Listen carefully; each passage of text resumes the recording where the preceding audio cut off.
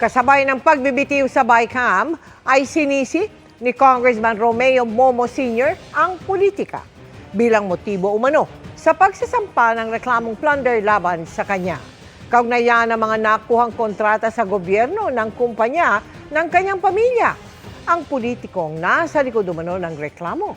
Kilalanin sa pagtutok ni Marisol Abduraman.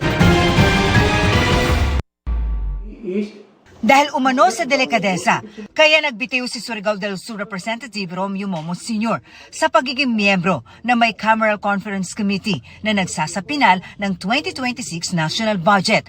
Kasunod yan ang reklamong plunder laban sa kanya dahil sa mga kontratang nakuha sa DPWH ng kumpanyang itinayo niya, ang Surigao La Suerte Corporation o SLSC. Not because of guilt, not because I'm guilty, but because I wanted to insulate and isolate BICAM from any politika, no?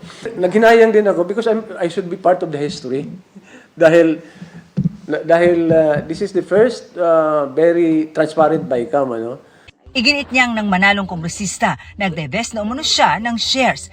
Anak na niya ang tumatayong chairman nito. Meron po kayo maipapakitang pruweba, Congressman Momo, na yung actual na pagdadivest po ninyo sa korporasyon na nabanggit natin? Well, in due time ring, yes. Legally, ipapakita natin yan when the time comes. Git niya, ang sinasabing 1.4 billion pesos na halaga ng mga kontrata ay nakuha ng kumpanya ng pamilya mula 2017 hanggang 2022.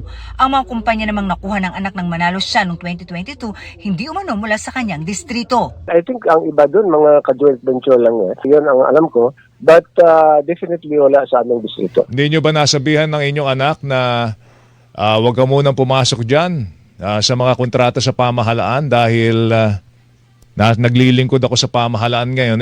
And in fact, kayo po ang chairman ng Committee on Public Works. Sa ngayon, actually, walang mga kontrata yan. Para sa GMA Integrated News, Marisol Abduraman, nakatuto 24 oras.